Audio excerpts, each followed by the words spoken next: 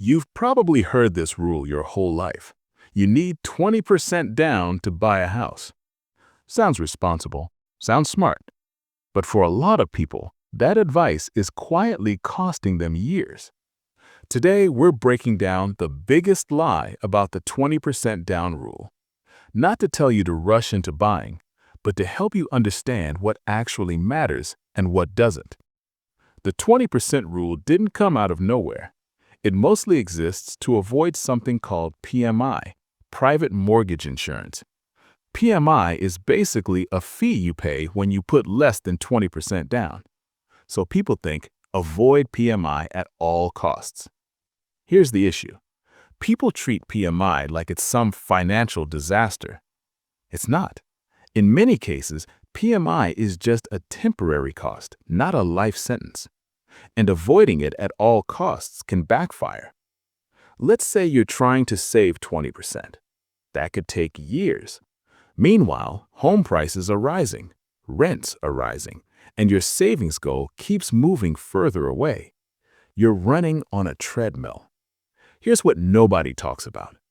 Waiting has a cost. If home prices go up while you're saving, your 20% gets bigger. So even though you're saving money, you're also chasing a moving target. Let's break PMI down simply. It might cost you, say, $100 to $300 a month, depending on the loan. Not nothing, but not catastrophic either. And once you build enough equity, it can go away. Now compare that to waiting 3 to 5 years. Higher home price, higher rent paid during that time, lost equity growth. That can easily cost more than PMI ever would. Now, let's be real. Putting 20% down is great if you can do it comfortably. It lowers your payment, removes PMI, gives you more flexibility. But the key word is comfortably. It doesn't make sense if you're draining all your savings, if you're delaying for years just to hit that number, if you're sacrificing financial stability just to avoid PMI. That's not smart, that's rigid thinking. Smart buyers don't follow rules blindly.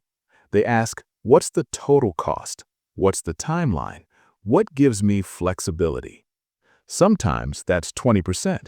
Sometimes it's not. PMI isn't the enemy. Being stuck waiting forever is.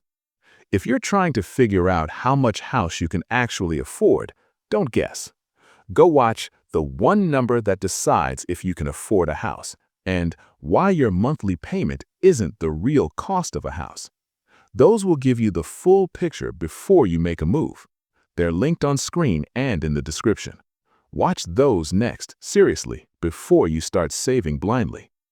Subscribe for Real Estate Explained in plain English. No hype, no pressure. I'll see you in the next one.